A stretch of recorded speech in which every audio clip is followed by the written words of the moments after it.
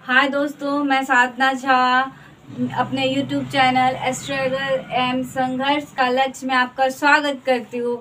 आज मैं आप लोगों को बायोलॉजी का विटामिन क्लास पढ़ाने वाली हूँ।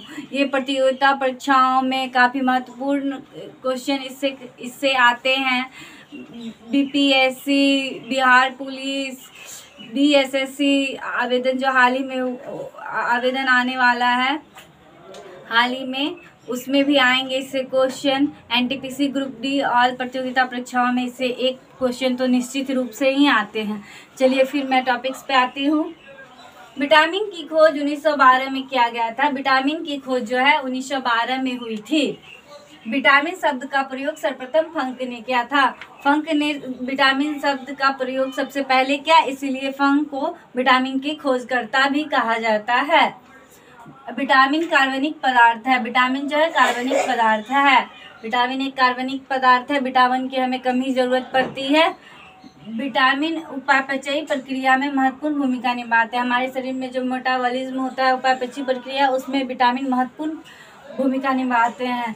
ये विभिन्न प्रकार के रोगों से हमें बचाते हैं, यानी कि हमारी सहायता करते हैं, रोगों से बचने में रक्षा करते हैं। विटामिन का संश्लेषण कोशिकाओं द्वारा नहीं होता, बल्कि इसकी पूर्ति विटामिन युक्त भोजन करने से होती है।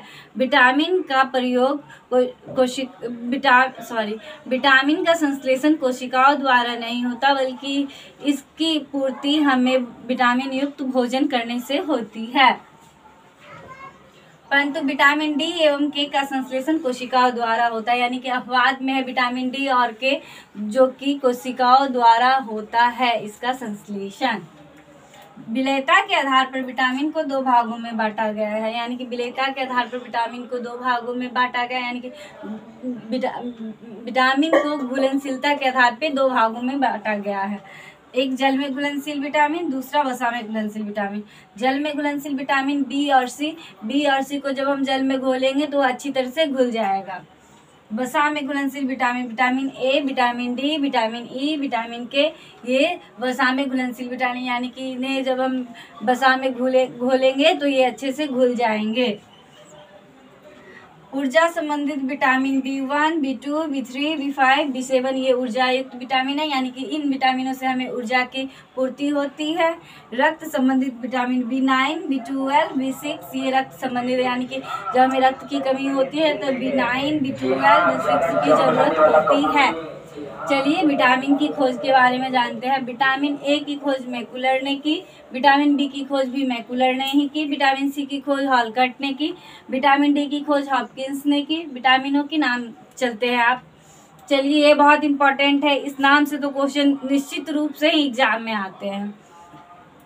Vitamin A retinol, vitamin A को हम रेटिनॉल कहते हैं। विटामिन डी का कैल्सीफेरॉल, विटामिन डी कैल्सीफेरॉल कहलाता है। Vitamin E tocopherol, vitamin K phylloquinone, vitamin C ascorbic acid.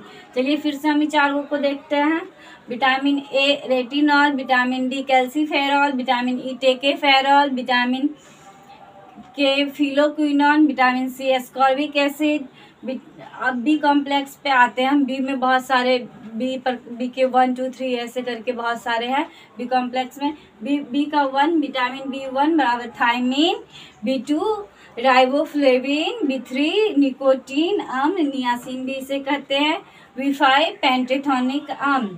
फिर से हम चलिए इसे पढ़ते हैं। Vitamin B1 thiamine, vitamin 2 riboflavin, vitamin B3 niacin, vitamin 5 pantothenic अम्ल, vitamin B6 pyridoxine, vitamin B7 biotin, vitamin B9 folic अम्ल, vitamin B2 cyanocobalamin, vitamin B6 pyridoxine, vitamin B7 biotin, vitamin B9 folic अम्ल, vitamin B12 cyanocobalamin. इसी प्रकार हमारा ये chapter नहीं समाप्त हुआ, ये वीडियो समाप्त हो रहा है और इससे अगले वीडियो में हम बताने वाले हैं। आप अगले वीडियो में जब भी लाएंगे हम बायोलॉजी का, तो उसमें मैं बताऊंगी इन विटामिन की कमी से कौन कौन से रोग होते हैं और इन विटामिनों के स्रोत कहाँ कहाँ से हैं, इन विटामिनों की क्या क्या खाने से इन विटामिनों की कमी को दूर किया जा सकता है। तो हमारे चैनल को सब्सक्राइब करें, लाइक करें, कमेंट्स करें एंड शेयर करें। Thanks friends, bye.